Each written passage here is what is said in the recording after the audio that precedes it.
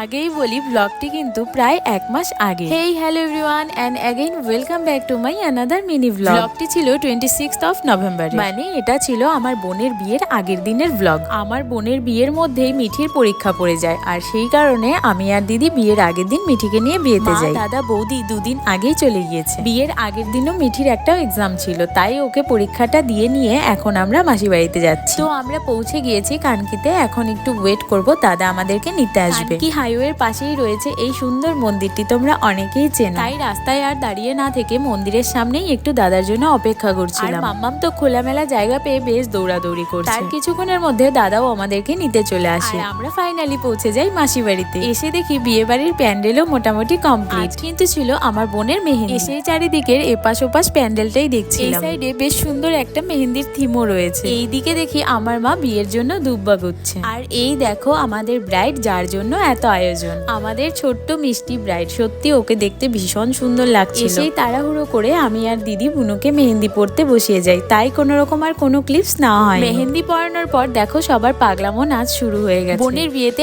এত মজা করেছি যে ব্লগের জন্য কোনো ক্লিপস নিতেই ভুলে গিয়েছি। যতটা ক্যাপচার করতে পারছি ততটাই তোমাদের সামনে শেয়ার করছি। তো আজকের ব্লগটি আমি এখানেই এন্ড করছি। দেখা হচ্ছে নেক্সট কোনো সুন্দর একটি মিনি ব্লগে। ততক্ষণের জন্য টাটা বাই।